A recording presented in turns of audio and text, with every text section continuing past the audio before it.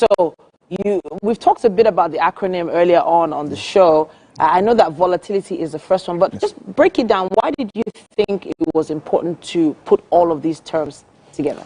We're currently living in what is called the VUCA world. Okay. And the word VUCA simply explains everything that is going on around us. VUCA is acronym for V, volatility, U, uncertainty, C, complexity, and A, ambiguity. Okay. Volatility because everything is unstable. One thing is going in one direction right now, and the next minute is being challenged. Nations are coming against nations. Organizations are coming against organizations. You used to hear it's a dog-eat-dog world. Yeah. Or it's a shark, or it's murky waters. But this time around, it's beyond dog-eat-dog. It's beyond having a murky waters. Oh, wow. It's a lot more complex because everybody's fighting for market share. So there's a lot of volatility, especially with the war between Russia and Ukraine. Sure. And now China is trying to come against Taiwan. Now US is fighting China. So there's a whole lot of volatility. Now, uncertainty because you don't know what's going to happen next. Yeah. Early in the year, just a few weeks back, we started hearing about COVID again in China, and that was scary for everyone. We really don't want to have a repeat of what happened in 2020. Now, complexity. Artificial intelligence is coming into place. Today, I can get your voice, feed it into an AI platform, write a speech for that AI platform, and make it look like you're the one talking. Yeah. So the next question is, how do you prove, if you can, that you're not the one talking? When it's your face we're seeing and it's your voice we're hearing. But I can make you do something that you never did using AI. So there's complexity coming in, and there's also ambiguity. Now, the ambiguity is because of the volatility, because of the uncertainty, because of the complexity, people are confused. They don't know what to do again. They don't know which direction they should be headed. People are now wondering, how do we now make money in this time? If the money we're making, it doesn't cover the bills. You know, we were a bit happy just a few weeks back when the pump price of petrol dropped. Now it's gradually climbing again. And people are losing their jobs on a daily basis, especially because AI is doing some manual tasks that we used to pay human beings for. These days, you don't pay people for transcription again because AI does that. You don't pay some video editors again because AI does that. You don't need to get people to transcribe anything for you. In fact, AI will write books for you. Even though I don't subscribe to that. Of course, but it is happening. It's happening. Exactly. I want to touch on an example for the volatility of the market. There are some companies that last year had it, they were bullied, such as TikTok. Exactly. For instance, in the US. I'm just trying to think about the ups and downs of their market share now. It's crazy for them because, for example, the US market is nearly a 400 million people market. So imagine that TikTok is losing access to a market where they have almost 400 million people. And CapCut is also losing that same market. Now, volatility comes in there because they would have thought that they have a lot of money to make from that market, and they were making money. Then there are content creators as well who up until maybe today or yesterday were only making money from TikTok. They didn't have a job. They didn't have any All they had to do was record something with their phone and put it on TikTok, and they would get paid. And they were paying their bills, they were paying mortgage, they were paying for cars, insurance, and everything. But today, all of that is gone in one night. So it tells you that volatility is serious and it's real, but it depends absolutely on leadership of nations. Take a look at what's happening just very close at home to us in Mali, in Niger Republic. Now, military men have taken over. They are pulling out of ECOWAS. So what it also means in the coming days is that the moment they officially pull out of ECOWAS, getting into those countries may become issues. These days, what you need is just your passport to drive through Niger, drive through Mali. But once they pull out of ECOWAS, we may lose that privilege. And there are probably some people that are doing business with those nations as neighbors. So that's where uncertainty most of that will become a bit more difficult. Yeah, uncertainty comes in there. How do they continue doing business? What is the process going to be like? How expensive is it going to be? It's certainly going to be more expensive because you pay more to gain access. I'll give you a quick example.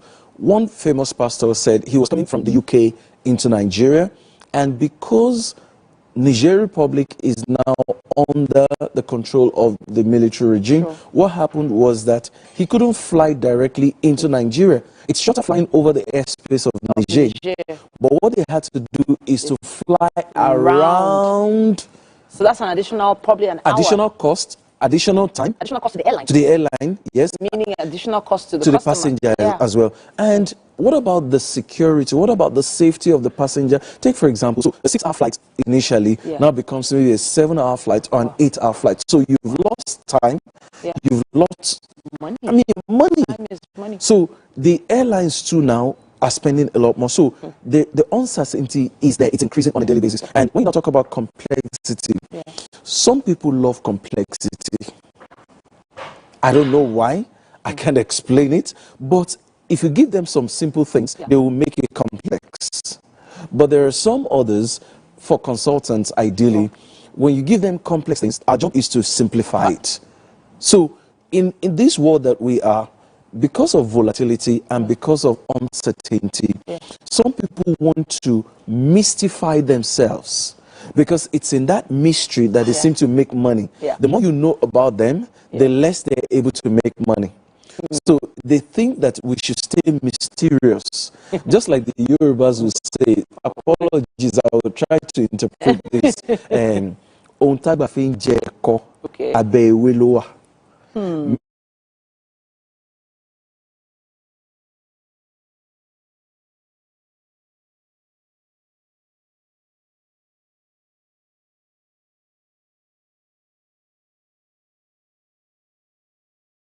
Create systems and structures and multiply yourself. Take, for example, if I want to make money physically by training people, and I have to be physically in all the physically present in all locations, it's going to be so difficult. But when I create digital courses or digital books and put them online, for example, there are people in Germany, there are people in the US who buy my books at a time when I'm sleeping in Nigeria. But now let's talk about this ambiguity, because everybody is trying to do everything. Everybody is their own presenter, videographer, editor, everybody's influencer. Everybody's trying to do digital marketing. Everything is in one person. Are we not losing our identity? Are we not losing, you know, that thing that makes us a core brand? It comes back to what we call in Nigeria, anywhere beleface. Wow. So there are people, what that simply means is that anything that brings in money. So number one, it's only a few people that recognize the need to have a niche. It's not everybody that thinks, oh, I must be known for just this.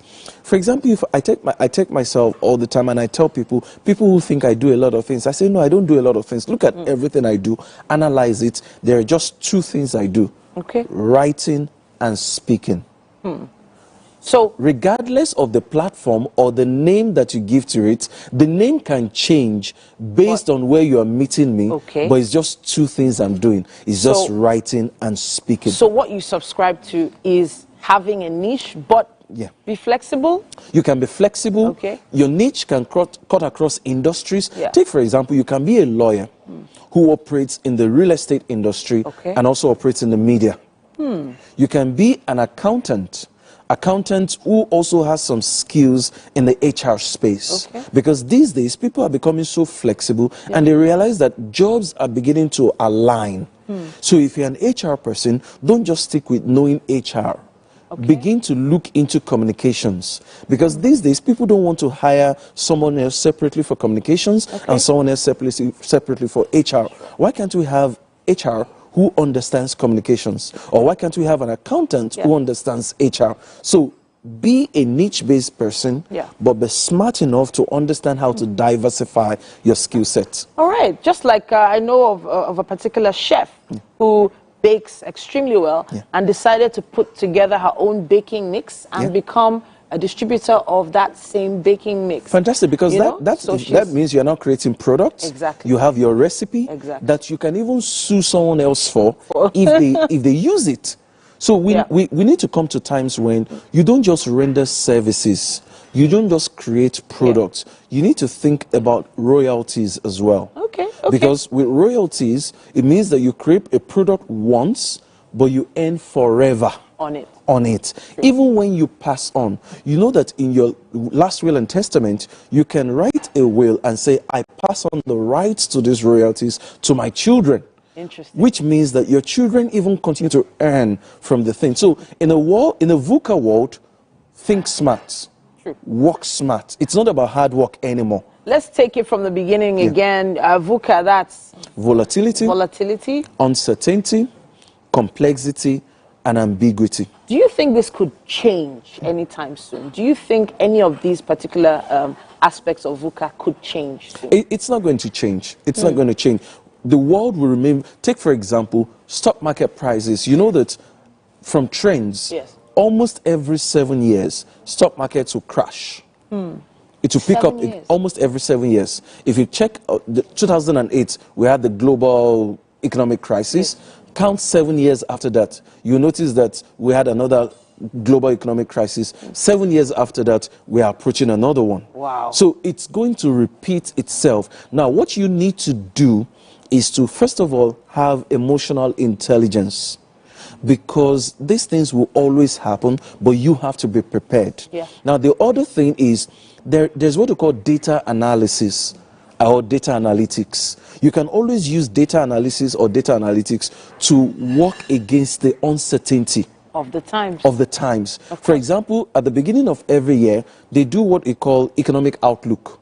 Some organizations do it, but most people don't understand the value of economic outlook. When you go to presentations where they do maybe the 2025 economic outlook, it gives you an idea of what to expect for the year. True. And how do they do that? They look at the data for the past 5 years and say, going by the data, and data does not lie.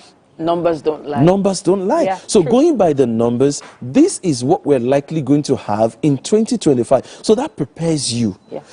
And another thing that will prepare you for uncertainty or complexity is be flexible. When you have taken a look at data, prepare yourself, adjust.